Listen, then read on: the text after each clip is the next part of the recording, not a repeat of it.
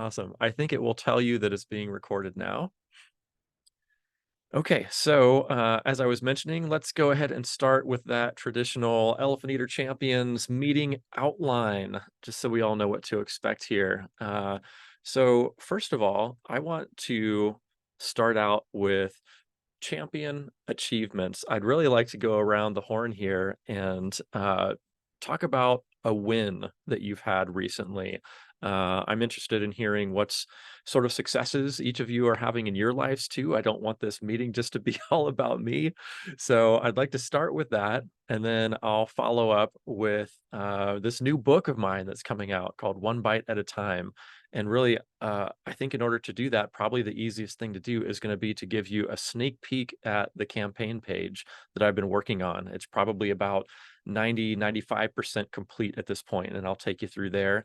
And once I do that, I'm going to open it up for any questions that you might have about the campaign, about the book. Like maybe there's something in this campaign page that I've overlooked. And if you have a question for me, that might alert me to, something that I can change before launch in November. And then after that, I'm probably going to have some questions for you. And then I'd like to give you a little Patreon preview, show you what sort of stuff I'm doing for my patrons over there. And then at the end, we'll sort of turn it loose to a mixer where we can just hang out and chat. And but I did want to mention that I do have a hard out at 9 p.m. tonight. So I'm happy to hang out till then. Of course, you are welcome to stay as long or as little as you like. But that's sort of the outline for tonight. So why don't we start with those achievements? So what is going on in each of your lives? Why don't we start with Patrick? You're on the top left of my screen. Got any wins to tell us about? Any Patrick Lugo achievements? Well, most recently is finally hitting approve for the latest chapter book. It's the hardcover edition to the chapter book that I crowdfunded over the summer. So that was like I had the paperback, sent it to Mixam, looked good. Then I like the hardcover had an extra signature, so that was like a bonus story that I had to lay out really quickly and some like behind the scenes kind of stuff. But then the cover itself, getting those little details, right? The spine and the little indentation, that took a little back and forth, but finally got that sorted. Finally hit send. So expecting them October 5th or something like that. Nice. So that's encouraging. That's so Um, cool. Yeah, I think so. It's been something that's been like a little bit more of a time suck than I anticipated, but I kind of approach these things with in broad strokes. Mhm. So, you know, I guess at the end of the year, I'll count up the 15-minute blocks and how many of them you know, I misallocated or whatever. Can you tell us all the name of your picture book? Yeah, it's called Luce Veloz, High Flying Princess. So it's a moderately bilingual, right? And Mm, it's specifically for like Latina children, right? It's like mm, for middle grade, so 6 to 8 year olds. But it's about like a princess, a science fiction princess who saves herself and mm. her king, her princessdom, I guess, right? But so it's about a little female scientist who decides to become a superhero and does it through her own inventiveness. That's so cool. Awesome. Where can we go to find it? Right now it's at crowdfund. Well, I'll eventually connect it to my website plugoarts.com, but right now it's at like crowdfunder.com/ the high flying princess. That's like the crowdfunding page. But that right now is pretty much dormant until books come in and get fulfilled, and then I'll turn it on. It's an interesting difference between crowdfunder, the platform, and Kickstarter is that you can take the campaign page and then flip it over and turn it into almost like an Etsy store. Interesting. So and one of the many interesting like differences that they're trying to you know spotlight. Mhm. Cool. Well, congratulations, Patrick. That's really awesome. I hope the hardcover turns out well. I'm very optimistic. The soft cover looked really cute. So yeah, I'm optimistic, and I really appreciate you asking. You've Yeah, been such totally. a mentor for these things. That's So that's it's great to hear. That's great you to know, hear, man. Yeah, I'm excited for you. so Cool. each one of my successes is also a feather in your cap, Brian. Oh, please. You're the one doing the hard work here.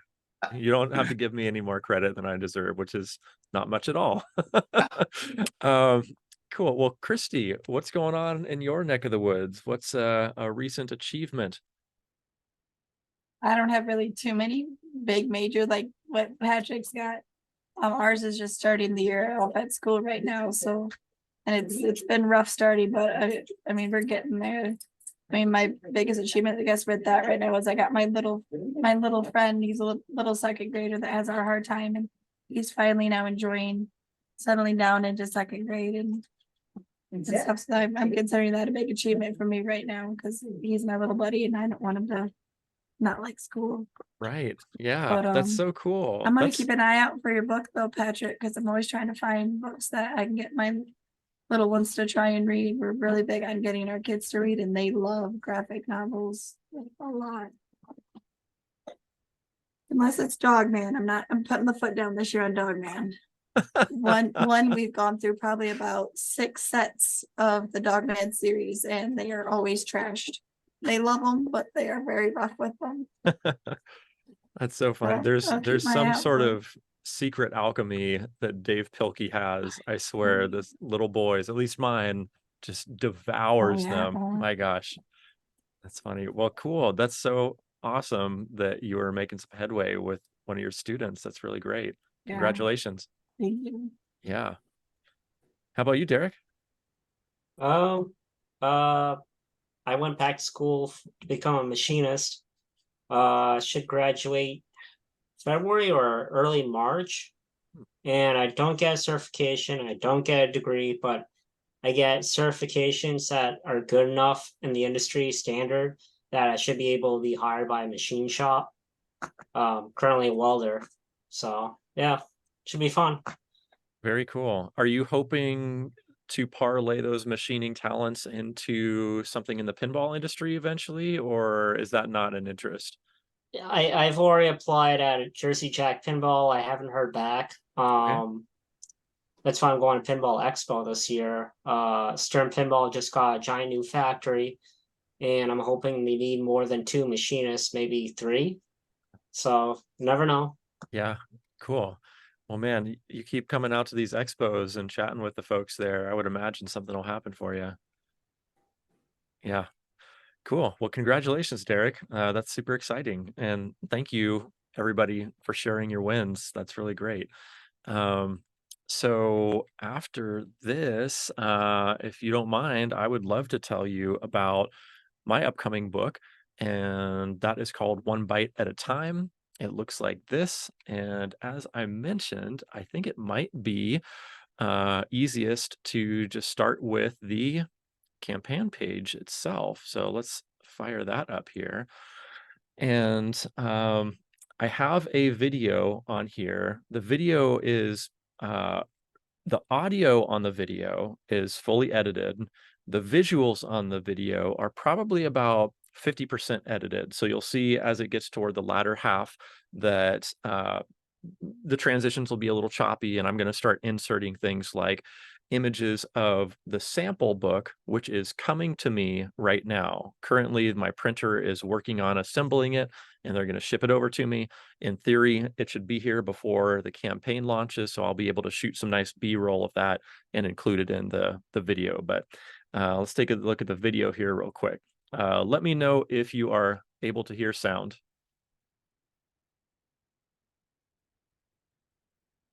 Oh, there's no audio. Okay. No, I might need to do something in Zoom. Speakers, share video, advanced settings. Hmm. Hmm. Why is that not broadcasting? Well, you'd think I'd know this by now. Um, Maybe I can try to change my speaker or my microphone, same as system.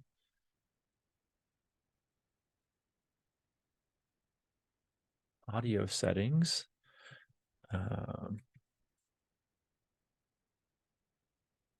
Boy, I'm sorry, guys. When you share a screen, does it also include the audio or is it only video? I think that there is an option there. Oh, here we go. Share sound. Okay. Okay. Thank you, Derek. Saving me for myself once again. Okay. Sharing the screen. I think the audio is shared, and here we go.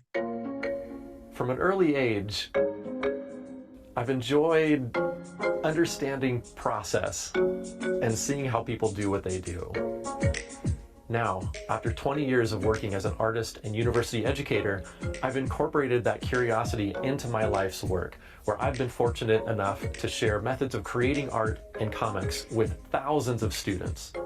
This art book, One Bite at a Time, in addition to outlining my 20-year growth as an artist, is an outgrowth of my interest in sharing artistic process and demystifying making. Hi, my name is Ryan Claytor. I'm a comics artist, a Michigan State University professor of art, and I've crafted my occupational life around a medium that I love, comics. This book highlights 2 decades of my work in comics, as well as a number of media outside of, but influenced by, comics, much of which has never seen print before, like my neon designs, pinball restoration, watch designs, fancy pancakes, and more, all with a focus on providing context and revealing behind-the-scenes process images for each piece. Regarding the book itself, all pages are complete and the book is designed.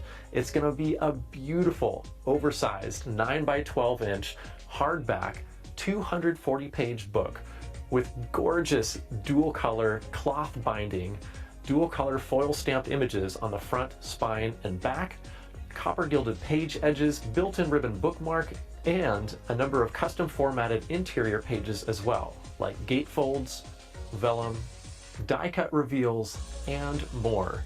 But this only happens with your support, which I want you to provide confidently, because I've successfully fulfilled crowdfunding campaigns for 10 years at this point and handled fulfillment of my creator-owned work for 20. I've also researched packaging for this product, conducted extensive tests, and I'm adamant this book will arrive in your hands in the same condition it did when it came off the press. In closing, I want to thank you for your consideration. With your help, this process-focused art book with over-the-top production values will become a reality.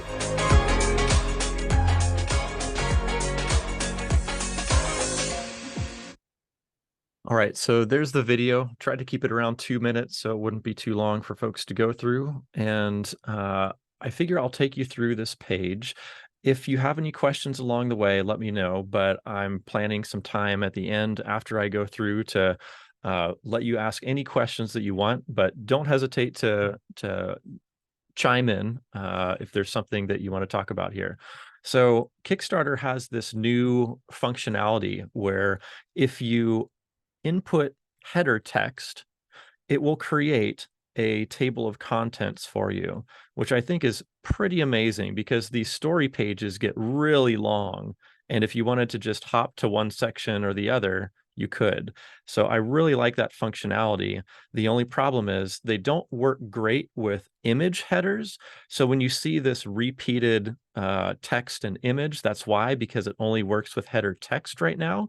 I've actually been in contact with the folks from Kickstarter, and we just had a Zoom meeting 2 days ago where the development team and I were chatting about this very thing. And I've been written back by a number of folks at Kickstarter saying, hey, thank you so much for talking with us about this. The images of your Kickstarter campaign have been circulating around the office as we have discussions about this. So my hope is that maybe by the time my campaign launches, that they will have fixed this redundancy problem. But if you see that, that's what's going on. So the purpose of the project is was kind of stated in the video. Basically, from a young age, when I was watching Mr. Rogers' factory visits, I always enjoyed understanding process. And this book, in addition to outlining my 20-year growth as an artist, is an outgrowth in my interest in sharing artistic process and demystifying making. And after 20 years of work and working with thousands of students, I want to share these methods with more people. Okay, so the book itself, you can see it here. It says the project you're helping bring to life is a hardcover art book with oversized formatting, 9 by 12 inches, and over 250 pages, and a production-heavy attention to book design.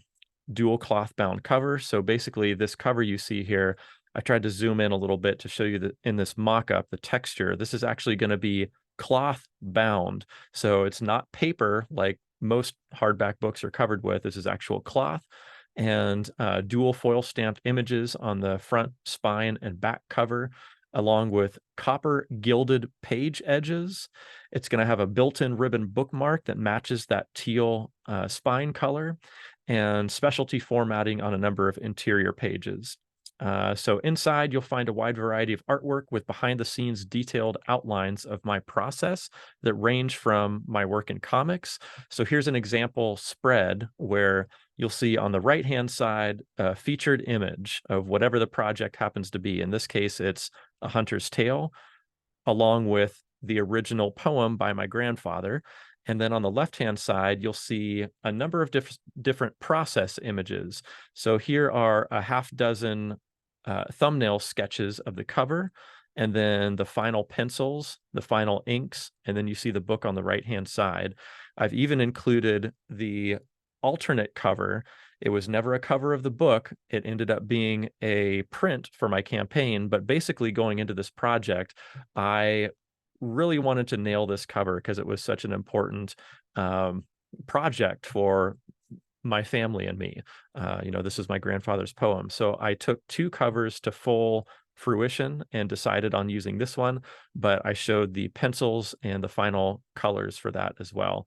And each and every spread will have sort of a little bit of contextual information describing the project and how it came to be.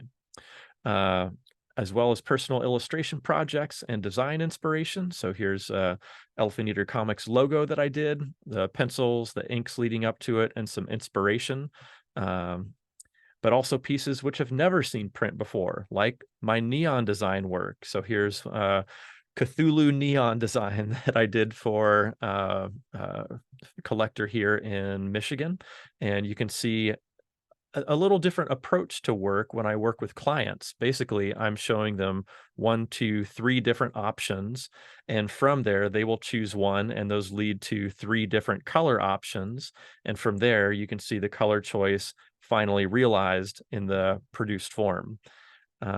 Watch designs will be featured here too, like my Mr. Jones watches. This is the first design I did with them, and this is the very first sketch that I did of the watch. This is sort of a refined sketch because I felt like if I send this to Mr. Jones Watches, they're not going to know what in the world is going on. So I tried to refine that before I sent it to them. And then finally, these are the 5 different discs that make up the watch.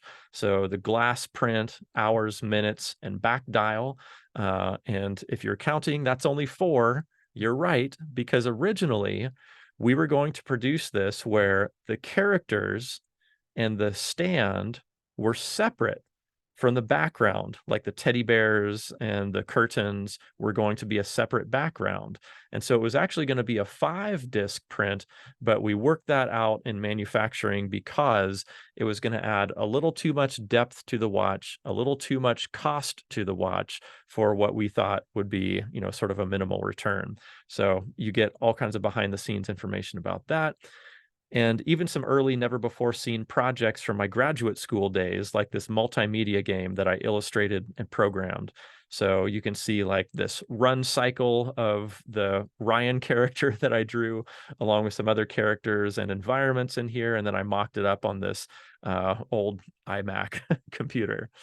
But here's where I start getting really excited about the possibilities for the interior of this book. It says, in addition to being a comics artist and professor, I'm also a designer, and this book will be the most complex print project I've ever coordinated, pushing the theme of process in new directions with a number of production extras like gatefold pages, vellum overlays, and die cut reveals. Now, those words mean something to me as a print nerd, but I think that a lot of folks who are not uh, quite as print savvy might not understand what those mean. So I tried to give an example, like this piece of my original artwork that will be featured in the book. This is from Coin Op Carnival.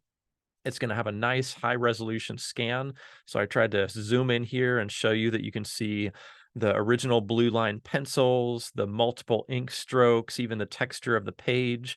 But when this is printed, it's not just going to be the original artwork. It's actually going to be paired with a final scanned, cleaned, and colored version of this image behind it with some die cut holes into the page so that when it overlays on top of here, you can see simultaneously both the before, and then you can turn the page to the after, or when it's closed, you can see before and after at the same time. And when it flips to the other page, it should line up with the introduction page with that original artwork as well. So it goes on to describe the red circles above will not be printed red. That's simply to draw your eye to the shape of those die cut holes in the page. Rather, you'll be able to see the final colored image through the printed art. And then when you turn the page, the holes will reveal the same before and after formatting for the finished page on the left.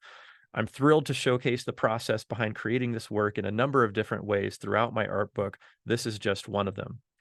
Additionally, there is a healthy amount of showcase images that allow the reader to get up close and personal with everything from my neon designs to original artwork and much, much more. The next section is the creator. Hi, I'm Ryan, and you guys know me, so I won't bore you with that. And then we get to the rewards. So we've got rewards starting at a digital tier at 25 bucks. The next one up is a physical book. And for $50, you are getting 17% off the cover price. So when this retails, it's going to be $59.95 for this hardcover book with everything in the kitchen sink thrown at it. So you get 17% off and free US shipping. So 50 bucks is out the door for this book. Next tier up includes a limited edition signed and numbered print and a patch, as well as a signed book. So for another 25 bucks, you get this patch that I'm like stupidly excited about. I've never made a patch before, and I've actually got them, and they look amazing. So I've already put this on my backpack. I've got them here in hand already. So that is one of the things that you'll get with that upgraded tier. And in addition to that, there's also going to be that limited edition print, which is going to have a raised gold, a raised copper foil sections like the 0 and the outline here and the Elephant Eater comics is all going to be raised copper foil. If you recall from my mirror drawings campaign, I had a raised gold foil print, and it's kind of like that. So once I get those should be in my hand in 2 days from now. I'm going to take some nice photographs of those, but as it exists, I don't have those yet. Hey, Jason, welcome. Hello. I don't know if you can hear me. I can hear you and your papers. Russell. So I'm just going through the campaign right now, but if you have any thoughts, I'm taking questions at the end, but you're welcome to chime in as I'm talking too if you have any questions.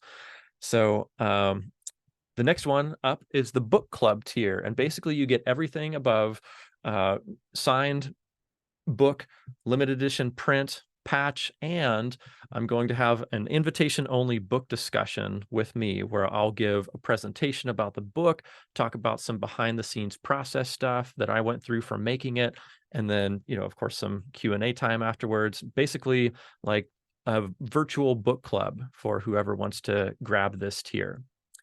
Next tier above that is for retailers. Basically it's 50% off cover with free shipping, and you get 5 books. And boy howdy, there should be an image right here, and there's not.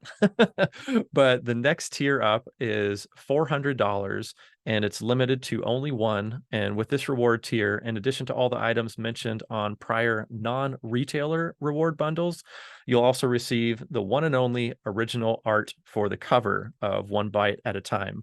This artwork was illustrated with archival ink and both analog and digital blue pencils on 11 by 14 Bristol, suitable for framing. So here's a couple of zooms that I have of the original artwork that you can see.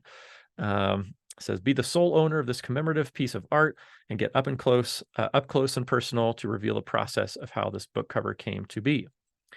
So after the reward tiers, I have some add-ons. Basically, if you're not familiar with add-ons in Kickstarter, those are a way to sort of custom create your own reward tiers. Like if, for example, you wanted one book for yourself and one book to give away to a friend. Well, there's no 2-book reward tier, so you could potentially add on a book, or maybe you want 2 patches or what have you. So you can cruise through here and take a look at some of these items and sort of piece together your own reward tier based on what you'd like. It says, I've also produced many other books under my self-publishing moniker, Elephant Eater Comics. During this campaign, I'm opening my back catalog in case you'd like to catch up on any more publications. These item prices also include free US shipping. So here's a list of my back catalog of books that you can add on. Much like last campaign, there is a green guarantee for this project. I've partnered with a nonprofit organization focused on global reforestation, One Tree Planted. And upon the successful completion of this campaign, together we pledge to plant 1 tree for every backer. That's followed by the timeline. And I say that I'm confident I'll have books in your hands by mid-2024. Here's how I think it will work. So over the course of November, I'll be running this campaign. Then it takes a little bit for the processing of those funds to happen and to come to me. So that'll happen over the course of December. January, the books should be printing. February, they should be shipping to me. I added a month in for contingency time, just in case things don't happen quite as clockworky as I'd like them to. Over the course of April 2024, I will be packing like a madman and shipping these books out. And my estimation is that they will be in your hands by May 2024. That is my thoughts. And I follow that up with saying, I've been self-publishing and fulfilling orders of my books for a long time. 20 years now, you may have heard. All this to say, this is my best estimate at a reasonable timeline. However, if unforeseen delays occur, I promise I'll remain communicative, transparent, and work tirelessly until you have your order. I swear we're almost at the end here, but the next one up is budget. So here's how the $9,000 requested budget will be distributed across this project. By and large, it's going to printing, but I also need some funds for Kickstarter fees, which typically amount to about 10% between Kickstarter and credit card fees, shipping fees, packaging, and some contingency funds thrown in there just in case, again, any unforeseen things happen, which sometimes they do. Printing. I will typically talk to my printer and tell them my aims, not just in terms of getting this book printed with them, but also, hey, I have this crowdfunding history. Here are some campaigns I've done in the past, and I would be willing to mention you on my campaign page if you're willing to give me a bit of a discount. So that's a way that I'm able to sort of cut down the price of my printing a little bit, because often printers are interested in that, and this was no difference. So this particular printer I've been working with is called Rich Color Printing, and I say I've had a wonderful time working with them to bring this project to life, which is true. They have bent over backwards for me on this very complex project. And as you've heard me outline above, I had a lot of production requests when designing one bite at a time, and it will be the most ambitiously printed book I've ever designed. Rich Color Printing handled every question with honesty, grace, efficiency, and professionalism. They've also been printing for over 20 years, and because they have equipment ranging from pre-press to finishing, everything from printing the interior pages to binding the book together is done in-house, allowing me to offer this book at an affordable price for you.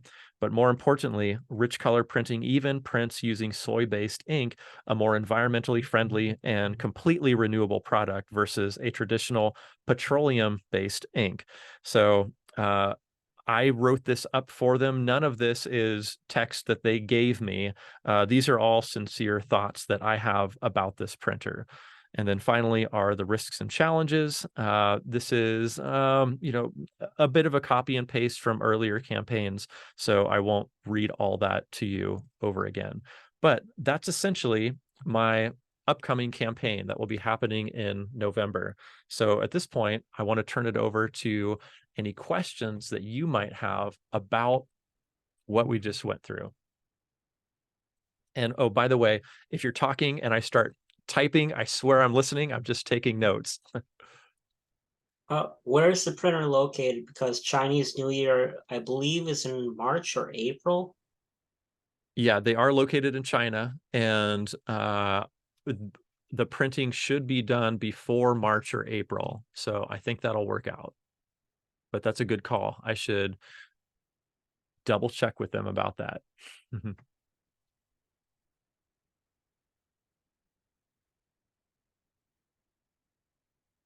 Great suggestion. Thank you, Derek. How about that campaign page? Any thoughts? Positive, confusing, anything you want to throw out? I'm happy to hear. Quick comment. Yeah. Lunar New Year is February 10th, 2024. February 10th, 2024. Okay.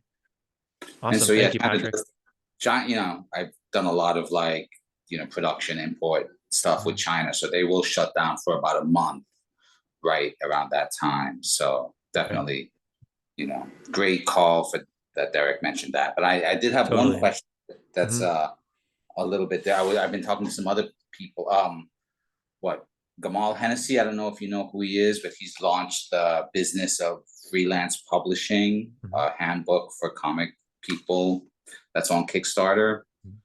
And so we were talking about the differences that surprised him in terms of Kickstarter as a platform for comics and for crowdfunding comics, but how he was producing not a comic, but a manual. And so how he was taken a little bit off guard in terms of some of his anticipations for who would actually pledge and his growth expectations. So I just wanted to bring that over here because realizing that you're doing an art book versus a comic, if you've thought about that dynamic and planned accordingly, ipsa. Yes. So I am fully aware that prose books typically do not do quite as well as comics projects. Although I have seen some art books do quite well on Kickstarter. I have no idea what's going to happen for mine. I'm keeping my fingers crossed, but I'm also trying my best to sort of hedge my bets in terms of promotion. So you've seen some promotional feats that I've put together for A Hunter's Tale, where I did 31 stops in 31 days, an interview every single day of the campaign. And I really think that helped out a lot. If you take a look at that campaign, well over 400 backers, over 10K for that tiny little book that I produced. I mean, I still am just flabbergasted by that campaign. But in addition to the easy entry point, it was $10 for a physical item shipped out the door. That's a really low entry point on Kickstarter. I also think that tour had a lot to do with it, where I was trumpeting that campaign every single day of the month, and I plan to do something similar for this campaign. So I've been putting together that tour. I'd say I have more than half the days of the month filled at this point, and I'm still talking with more folks. In fact, I'm happy to share a screen with you again just to show you that tour that I'm working on for anyone who hasn't seen it. So here is what my tour is looking like right now. So every single filled spot is something that's going to happen that day. Green means it's already recorded and I don't have to think about it anymore. Yellow means it's going to be recorded or written and I will not have to think about it, but we're still working on it right now. Red means something's happening this day, but it's going to be live. So red doesn't mean bad. Red just means don't forget about this day. Something needs to happen that day. And then besides this, I even have a number of folks that have either committed. That's the green section here. I have a number of folks that I'm in conversation with about the potential of being on the tour. I have a number of outlets that I'm thinking about contacting. And then I have a number of outlets that I have contacted and they have turned me down. So those are the color codes for these different sections. But this is my spreadsheet tour document. So all this to say, I'm trying to hedge my bets on this non-comics campaign with another heavy promotional push. So I'm keeping my fingers crossed because I know that non-comics campaigns can struggle to fund. Another thing that I'm doing to help hedge my bets is I have been networking with Kickstarter folks for a while now. I'm in touch with Oriana Leckert, who is the former comics head of Kickstarter. I've been in touch with Bryce Gold, who is the current comics head of Kickstarter. Both of them know about this project. And funny enough, this is actually going to be under the eye of Oriana Leckert, the former comics head at Kickstarter. I've worked with her in the past on A Hunter's Tale, Mirror Drawings, and also Owen's book, Honk and Friends. So we're we're very friendly with one another. And as of recently, I've also been in contact with the Kickstarter development team as of this new rollout that they did. Like within 24 hours of it, I had some thoughts. And so I wrote Oriana and Bryce with some suggestions. They're like, this is really great. We'd like to put you in touch with the development team. I never thought that was going to happen. And then before I knew it, they said, we want to schedule a Zoom meeting with you. Are you available this week? And so Tuesday, like 2 days ago, I met with the development team and they were telling me things like, your campaign images have been circulated around our conversations surrounding these new rollouts. So I think and hope that I'm on the radar of Kickstarter, meaning I think that's going to usher me into things like Project We Love. Hopefully that will translate into things like maybe a front page of this thing and, more of a promotional push. So those are my hopes. I'm trying to set myself up to, get that high degree of funding that I need for this book, because I am fully aware this is a larger than normal ask. Like there's not a lot of $50 minimum physical pledges out there. I've seen them, and typically they're for a lot less product. They're for like 64-page hardcover, not a 250-page hardcover with everything in the kitchen sink thrown at it. Anyway, yes, Patrick, I understand non-comics projects typically have a rough time, and I'm crossing fingers and trying to set myself up for success. So we'll see what happens. But if you have any other thoughts about like how to better set this campaign up for success, I'm all ears. Well, I mean, first of all, I ask not out of concern, because I think, if anyone's going to do it, it's going to be you, right? But more to learn, right? So that's where I'm coming from. I mean, book two, because you don't have because there's so much of, it's an object of the art, right? It's such a physical thing. You can't really send a PDF to someone and expect them to really get it, like you could send, preview pages of a comics or, a Word document of a manuscript. So like I think about something like BookTube, right, where people are really, there's like a whole subculture in YouTube that's just focused on books, right? And also sometimes books as a physical object, right? Like what they'll do, like, I mean, there's a whole vernacular in terms of bookshelf tours and like book releases and the TBR piles and stuff like that. So it seems like a higher bar because you can't send them the book to have the experience. But I'm just wondering if there's a way that you could, tap into some of those, booktubers. Might it be through some strategically placed comments, or like here's a section that, I saw that you did the video on this. Would you like this PDF?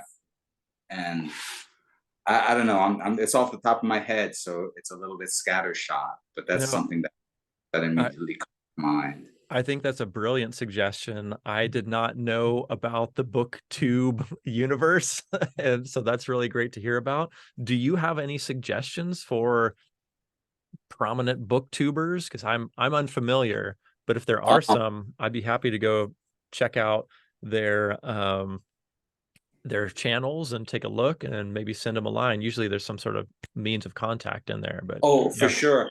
So there's one fellow like Mike's Books, who's probably the most like broadest audience, like he's a big Stephen King and Conan fan, but he's got the broadest, one of the big broad audiences. This more in the realm of niche would be something like A Critical Dragon, which is more, like fantasy, but also the guy's like a developmental editor. So he's like also, like a lot of people look to him because he's like a luminary in terms of like actual story structure, etc. Right. So he approaches BookTube from like a more scholarly like structure of a story. He's right now tackling the difference between the Wheel of Time adaptation on Amazon and Wheel of Time as a book series, right? So he's on that tip, which is different than say Mike's Books reviews, which are more like, hey, I'm reading this. These are the books I'm going to read this month, and this is why, like a little bit more broadly speaking. So those are two ends of the spectrum that I think might help tweak your algorithm. Awesome. Yeah, those are great suggestions. I've been writing this down as you've been speaking. Do you know of any others that might focus more on like either art books or like books as art, like alternate methods of bookmaking, paying attention to the form, as it relates to the content? I'm struggling to find someone that really, because I would be subscribing to that booktuber immediately. Right.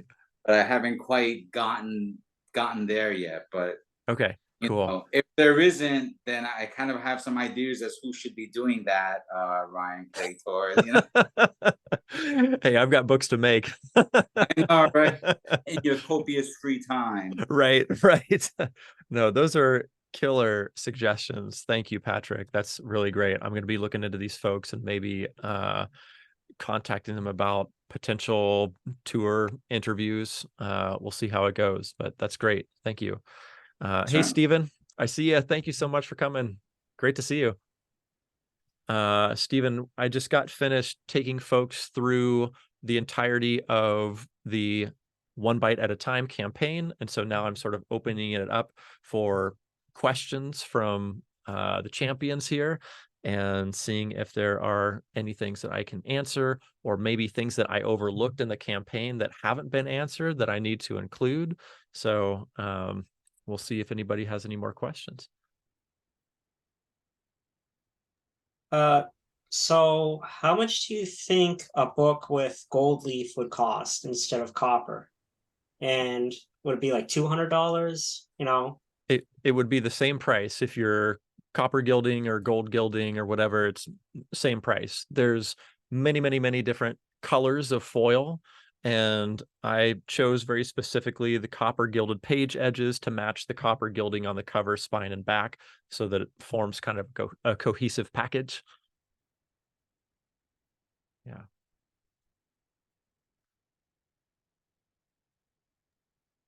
Right, and on the PDF versions, how on the book you have it where they're gonna like the flipping of the pages to show the difference of the things. How are you addressing that in the PDFs?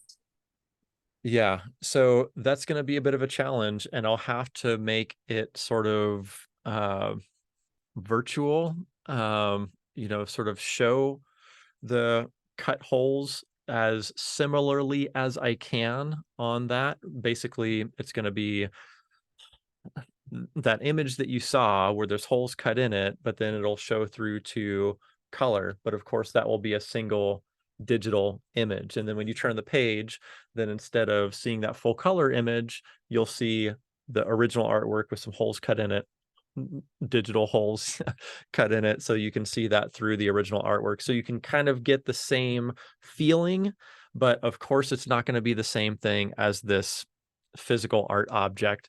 There's another few things that are going to be featured in the book that I have not shown on the Kickstarter, like gatefold pages. So I have a, let me see if I can show you here. There is a page featuring my pancake designs, and I really wanted this to feel like big and immersive. So I have a an initial spread that introduces how these came to be, which were basically at the beginning of the pandemic. I was trying to figure out a way to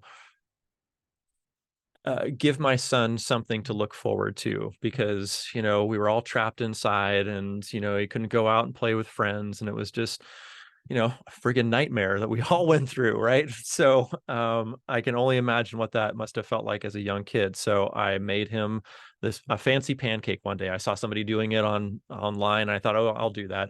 And I surprised him with it, and he loved it. And so I did it again, and that started sort of a weekly tradition. And over the course of the pandemic, I was doing them almost every week. Every Saturday I'd do this. And so when you get to this, let me show you how this is going to look.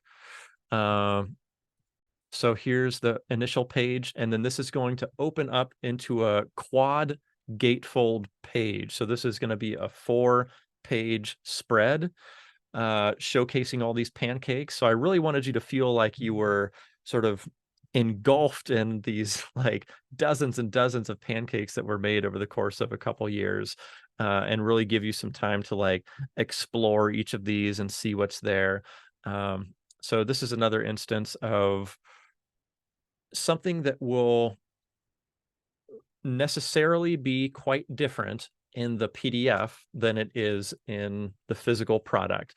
So I will, in all likelihood, include this double page spread you see here, and then I cannot unfold a PDF. So the next spread, I'll have to show that big panoramic image, but it will just kind of sit in the middle of the next spread.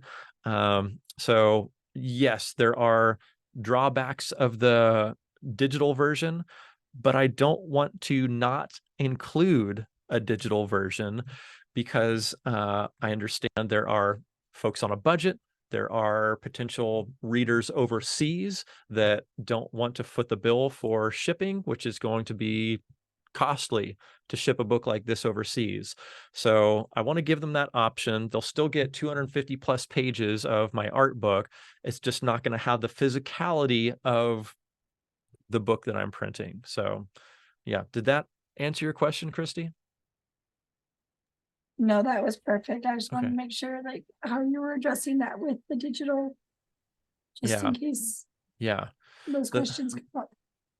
totally. As a physical book appreciator, Oh, the I know. digital version like it makes me a tiny bit sad, but at the same time, I want this to be accessible to people who don't have $50 to spend on a book, or don't have another however much money to spend on overseas shipping. So yeah. Right.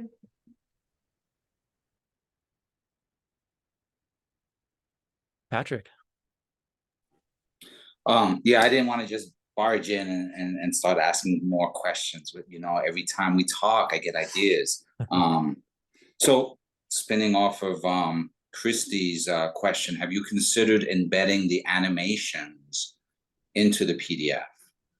Yes, I have. And when I've tried, they've not animated.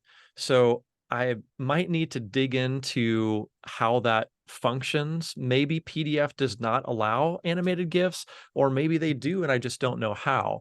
But as of now, I'm ardently working on finishing this book before the campaign starts. So in my mind, the prioritization is finish book and then, research animated GIFs for PDF files. So all that to say, I haven't got around to researching that, but if you know that animated GIFs are possible in PDF files, man, please let me know. I don't know that for sure, but I recall being able to embed MP4s, and if I Hmm. remember correctly, there was like a hack for setting them up to autoplay Hmm. when like that page was revealed, right? So like how sometimes you could do like the page turn effect.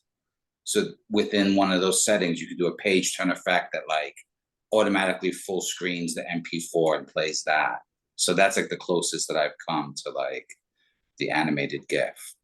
Yeah, Um, if PDF support MP4s, that would be really easy because then I could just import all the frames into Premiere and export it as an MP4 and then toss it in the PDF file before exporting that.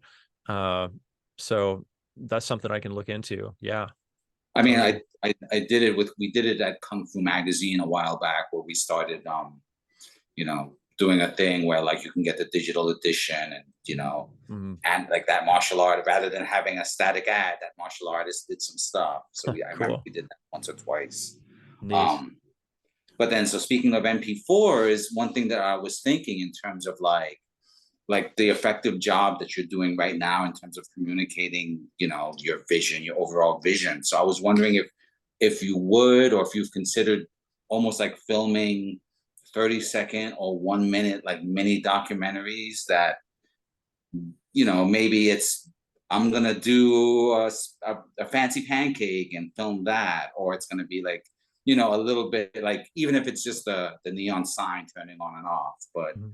I'm just wondering if like the rich media could kind of offset the fact that people won't be able to feel the book when they're considering the purchase. So is there another way to get them immersed into like that experience?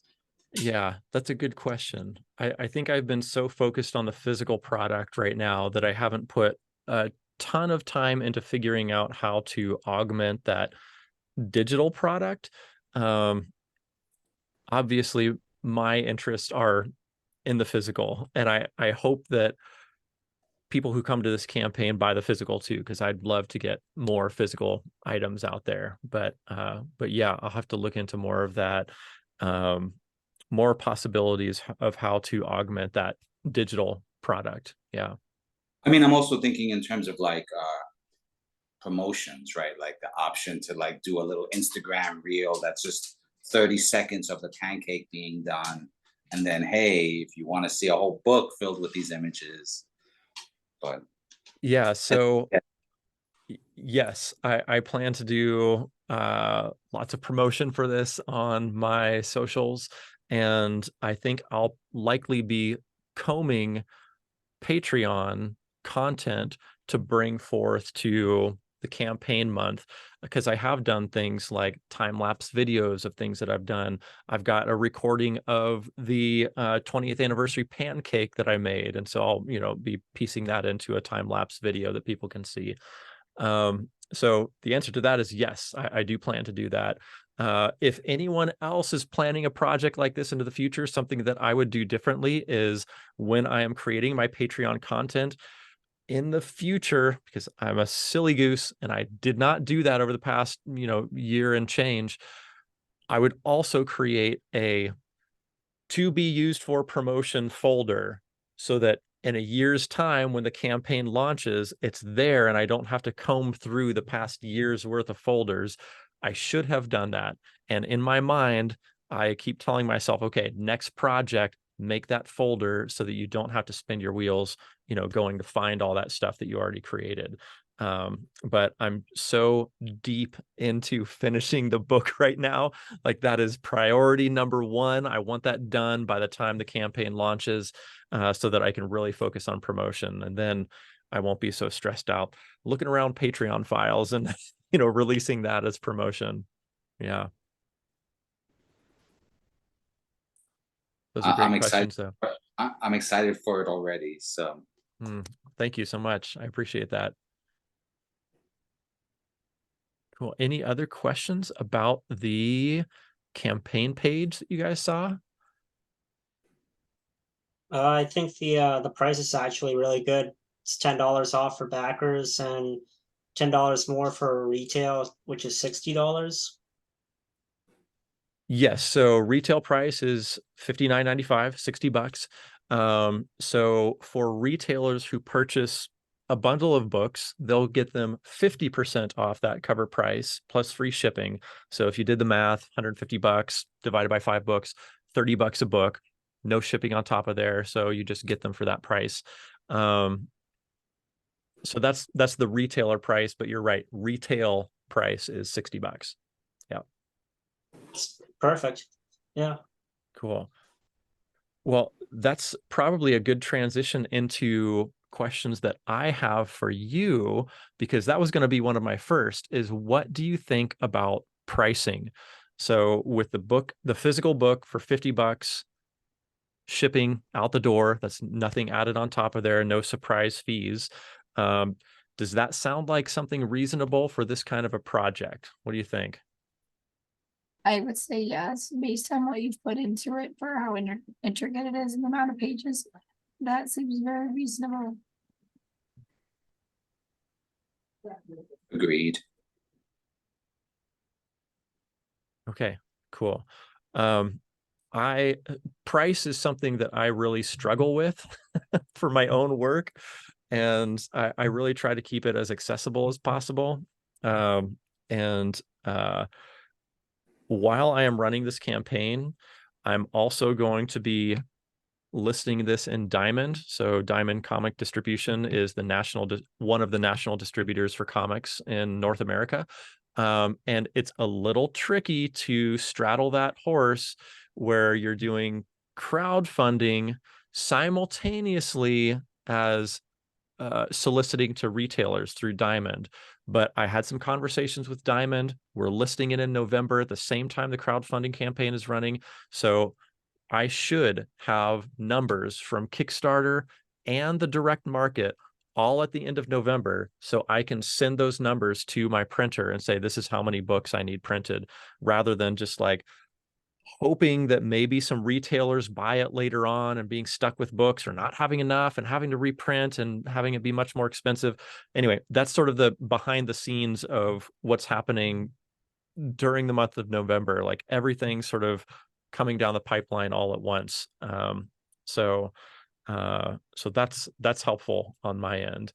All right, good to know about the book prices. Different reward tiers. So 25 for a digital, 50 for a physical, 75 for signed patch and raised copper foil limited edition print, 100 for all that plus a book club, 150 for the retailers, 400 for all that book club stuff I said, plus the original artwork that happens to be right here.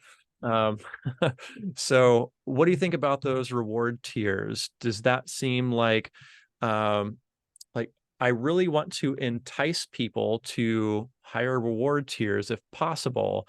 Does that sound like, oh, another $25? That sounds like exciting stuff. I'm tempted to move up to that next reward tier, or I've already got the patch and the print. I think I'd like to have that book club experience. Another $25 doesn't sound that bad. I don't know. Those are my hopes, but what are you guys thinking when you see these reward tiers listed out? Could have a reward tier that you do a class with people that are like willing to be taught by you.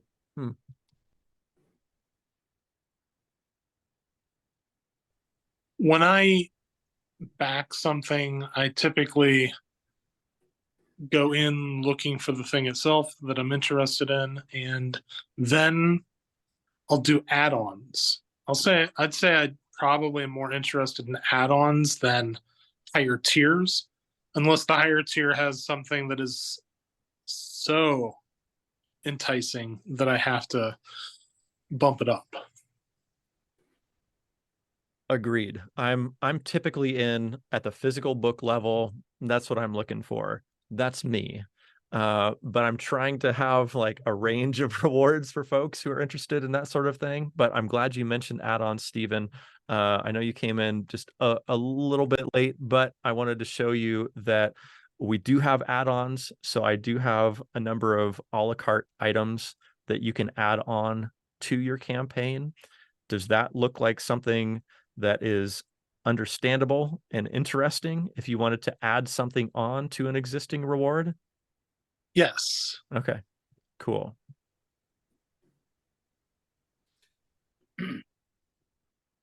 Awesome. Thank you, Stephen. At Ryan, at a quick glance, correct me if I got it wrong, but if someone was to buy the, pledge the base book and then add on the patch and the print, right, and add on the items that would be found in the next tier up, they would end up spending more money. You Right? are Was that right.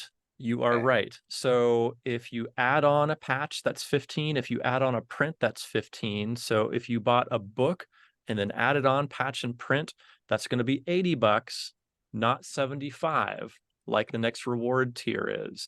So my thought there was incentivizing bumping up to the next reward tier so that if they say, well, I want a patch and a print, well, I can add them on and it'll be $5 more. So why not just do that next reward tier? But if they just want one, then there's like a little bit of a premium for just doing one. Like I just want the book and the patch. Okay, it's $15 for the patch. That's 65, not 75. So you're saving $10. My hope is that if they do that, maybe they'll think, another $10, whatever. Let's do that next reward tier. That's my thinking. I did not want to make it exact. Like if I made the patch 1250 and the print 1250, then there's no incentive to just do that reward tier. It's exactly the same.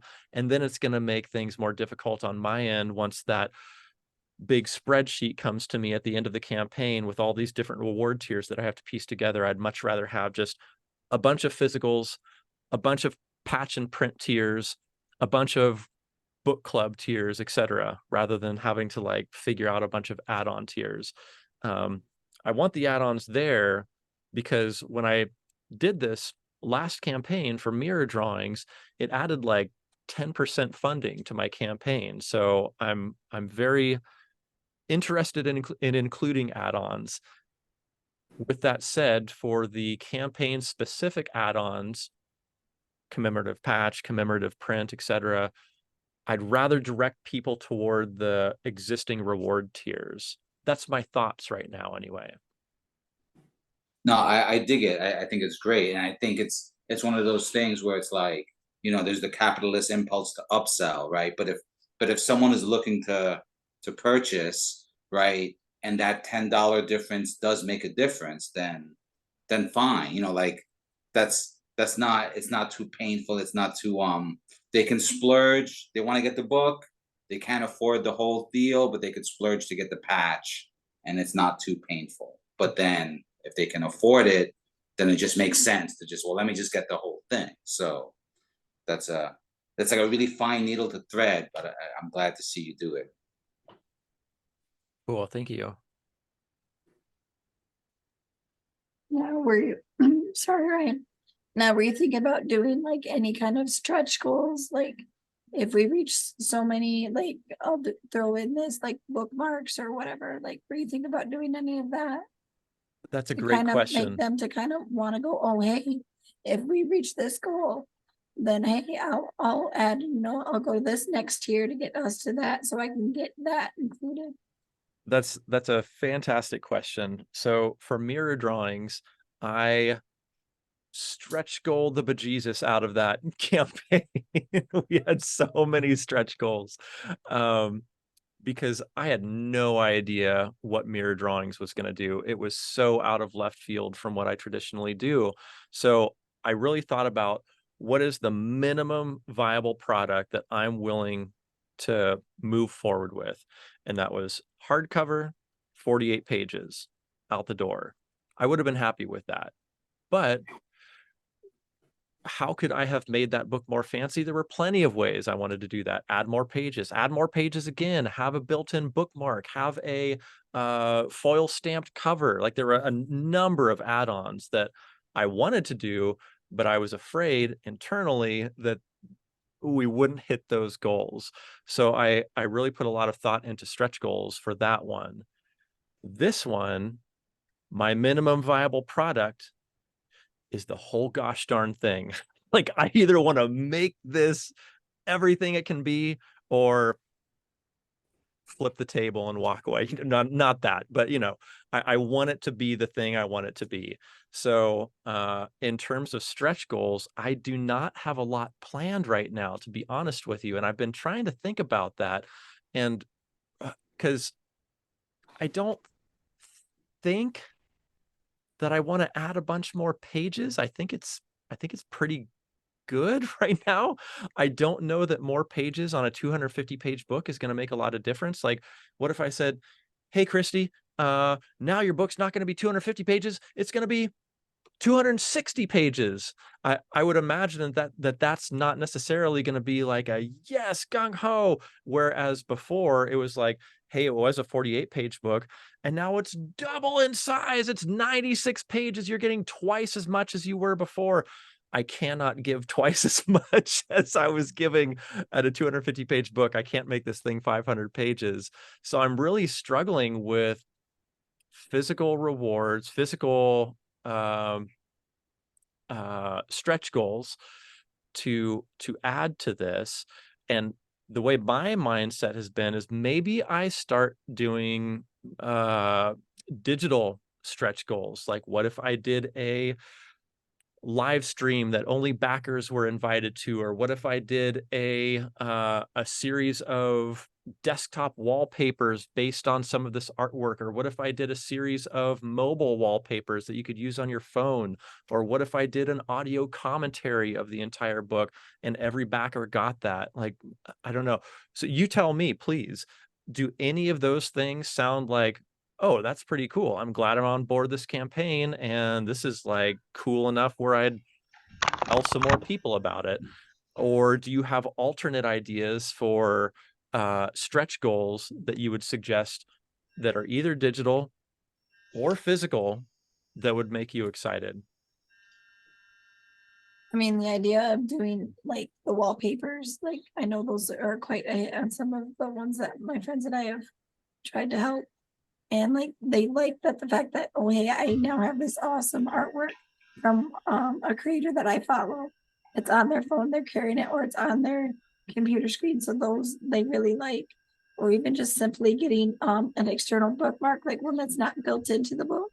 And Yeah. then they can switch that to any other book and they're like still carrying that piece of your artwork with them. Another thought, I'm not sure how much original art you possess for, say, like the beginning of and then one day. It's a very small book. Perhaps a separate volume that would be like an artist edition of the book, including all of your whiteout and notes to yourself about what you need to fix digitally, things like that. Yeah, that's a great thought. So in terms of original artwork, I have been thinking about how I might be able to use that in this campaign. And I think what I might do is, rather than cluttering up an already pretty lengthy Kickstarter story page. I think what I'm going to do is wait until a little bit into the campaign and start releasing them as add-ons. And I want to make air quotes around that, because I can make them an add-on, but not add them to the story page. Like basically my graphic is there and that's what it's going to stay as. But I can say, hey, everybody who's already backed, if you're interested in a page of original artwork from And Then One Day, here's one that I've got listed in the add-ons for $50 right now. First person who gets it gets it. There's only one of them. So maybe I could start sending that out in updates and just sort of like including them as add-ons in secret, sort of like not on the public page, but only for the backers. I was thinking that might be an interesting way to do it, because the book is so wide ranging. It's got my comics, it's got my illustrations, it's got my neon, it's got my watches, it's got my pancakes, it's got cross stitching, it's got, it's just all over the place. And so it would be impossible to list original artwork. But I think if I've got 30 days to talk to backers, every once in a while I could say, hey, I just listed this, first person who grabs it gets it. I think that might be a way I'll use original artwork to up existing pledges from folks. That's my current thoughts anyway. But if you have alternate thoughts, I'm open to them. How much would that Mecha Godzilla be in the back? NFS, not for sale, my friend. So Steven chimed in the chat, says, as an autobiographical comics maker, you're probably ruminating on a making of mini comic about this process. A mini comic would be a great stretch goal. Oh my gosh, Steven, you read my mind. I have backed Kickstarters where they include, either as a stretch goal or as like a day one backer bonus, not only will you get the product if you back by a certain time or what have you, you'll also get this making of book. And that has been the tipping point for me on some campaigns. And so I really wanted to do that for One Bite at a Time. In fact, I have an InDesign file started with several pages made, but I don't have the actual book done yet. So I'm, setting that aside and not even thinking about it. My original plan was to say, hey, if you back on day one or the first 48 hours, you'll get this thing for free. And if you don't, it's still available, but you can buy it for $10 or something. That was my hope and dream, but that was a little bit too much elephant for me to chew at this time. So I'm really staying focused on getting the book itself done. So long story short, I do not think that's going to happen for this campaign. I sincerely and so wanted it to happen, but I am not uttering those words outside of this group. So so nobody's going to know that was even a thing. Have you thought about hiring someone like $500 a page or so to draw the making of your art book? I have not. I'm just hoping that I can make this book fund. Think about it. I know somebody. Let's see what else is going on in chat here. I'm very bad at chat. Patrick says the reveal of that day's specific piece of art could be a feature during the campaign. Totally. Yeah. Cool. Yeah, maybe that could be like a thing that happens every day, every other day, every Monday. I don't, that's a great thought, to like develop some sort of periodic release of this Monday's original art is this. Everybody get ready for next Monday. This one's gone, then, get people excited about that. Yeah, I like that idea. I'm going to write that down. Periodic announced release of original art. Awesome. Awesome. Thank you. Derek says a good stretch goal is to animate the PDF version. That way your added work to animate the digital version is paid for. Ah, I see. Okay, cool. Yeah, I can see that. Yeah. I'm pausing because I'm thinking that would be an incentive for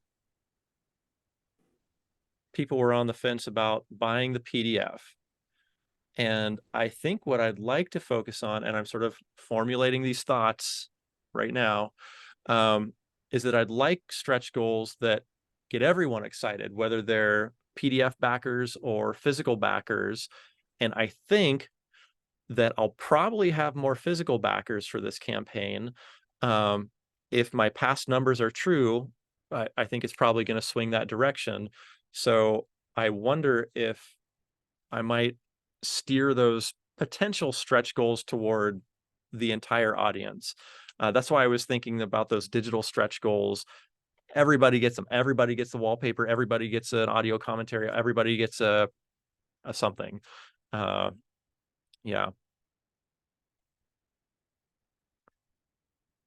But I do like that thought of, like, if there's going to be extra work, then, make it worth your while. That's a great suggestion. Yeah, thank you.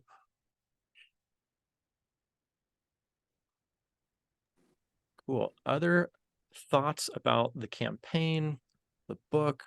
I've got some really great suggestions from you guys, from, looking into booktubers to maybe making an option for a class for people, to I like that there was positive feedback about wallpapers. I never know if people are interested in some of these digital items or not. So that's good to hear. Bookmarks. See, I was sort of shying away from bookmarks a little bit because I thought, well, it's going to have a built-in bookmark, but I guess you could take that bookmark and use it in another book. So that would be good. I just got an idea. Yeah. So the iPhone 15 is coming out tomorrow. Create an iPhone case. iPhone case. Yeah, totally. Yeah, there are a ton of different promotional possibilities. And I have found that when you're doing a Kickstarter, I try to limit my additional physical items to flat items, because then they can be shipped with the book and aren't going to cost a whole lot more. But if you start getting into stuff like t-shirts, mugs, pens, all that stuff starts to bulk up, and then it's hard to ship with that book, or it's going to damage the book. So things like bookmarks, prints, patches are pretty flat. I'm trying to think flat. What's something that I could ship with the book that won't damage the book? So I like the thought of having that cover. That's really cool. I wonder if that would bulk things up or get flattened in shipping along with the book, or maybe even damage the book. Those are my concerns about that. Do you have any flat suggestions? And it doesn't have to be now. You can always, you know where to reach me. You can get back to me if you've got other suggestions. I mean, you can always do stickers. Everybody Yes. loves stickers. Yep. Done a couple stickers. Might think about that as a stretch goal. Write that down. That's nice and flat. I'm wondering if you've given any thought along the lines of like, because this book is about production process, right? Might there be a premium add-on, or that allows someone who's considering doing a book where they need gatefold covers, and you can kind of show them, you can like structure like a session around one of these technical feats that you've accomplished, right? So it's thematic to your campaign, but then it's also, someone who has, who may have been wanting to do an art book, right? Or who may just have a specific project and think, oh, what are the technical things I don't know about when it comes to foil cover, that sort of thing? Are these kind of, is that something like that that's possible? That would be like a halfway point between the ultimate premium original art and, just buying an extra copy of the book because they can afford to. Yeah, that's a good thought. So I like the thoughts about classes for people who are willing to be taught, or maybe a class around book arts or specialty printing suggestions. I think that's all really cool. I'm a little bit gun shy about that because my last campaign, I did something sort of similar to that. I offered a creative consultation tier where people could opt for a tier to have me answer questions about self-publishing, about crowdfunding, about where they're at in their book. And guess how many people I had take me up on that? 0. So every Kickstarter, I try to do something new, put something different out there, something I haven't tried before. And that was something I'd not tried before. And so after doing that, I kind of feel like, I don't know if I want another 0 accepted tier out there. So I like the thought of interacting with people, helping people, or mentoring people who have similar interests. I wonder if there's a way to maybe do one of those like secret add-ons, like the original artwork we were talking about, where maybe I just blast it out to existing backers and say, hey, if this kind of book art stuff interests you, I just tossed out a singular book consultation add-on. It'll get you an hour of conversation with me, or something. Maybe that would be a way to do it rather than like a publicly accessible thing. I don't know. I might try some more of this like behind the scenes backer only add-on stuff. You guys have my wheels turning about that after this conversation. Yeah, maybe that's a way to. I'm just curious if there's a way that you can almost, because of your tour, if there's a way that you can curate some of those announcements or those reward tiers to target the audience that you're going to be like with, right? Like the audience that's more about, learning the mechanics might be more primed to buy into a consultation. The audience that's more oriented towards just like book collecting might be more primed towards those, and then the audience that's really fond of pinballs will be more primed for original art that features pinballs, like that Yeah. sort of thing. I like that a lot. Specifying announcements via particular tour stops, particular interviews, and make them really interest specific. Yeah, that's a great idea. Jason says, stretch goal, you will adopt an elephant certificate to offset all the elephants you've eaten. All right. Thank you, Jason. Cool. Well, I thought that I would start heading out around 9-ish or so.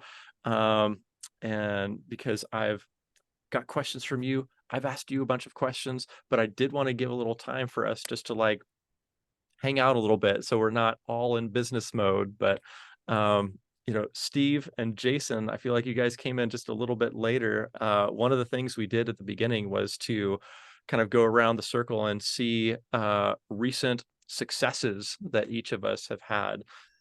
Do any of you have some successes that you want to talk about, Steve or Jason? I am starting original art on my graphic novel to be launched soon as a webcomic and then later on Kickstarter with the help of a Kickstarter guru. It's so cool. I was not ready to launch a book at the time of your previous Kickstarter to take advantage of your stretch goal. Very cool. So Jason is working on a comic called Returned, and Jason, give us the pitch. I don't want to steal your thunder. So Returned is a medieval undead horror family drama book.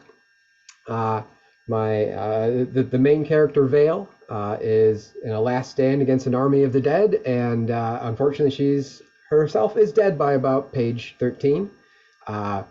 She joins the army of the dead as a bad zombie lady for a while until she ends up back in her hometown where her partner and son tie her to a chair and help her ghost re-inhabit her zombie body. And then they have to escape.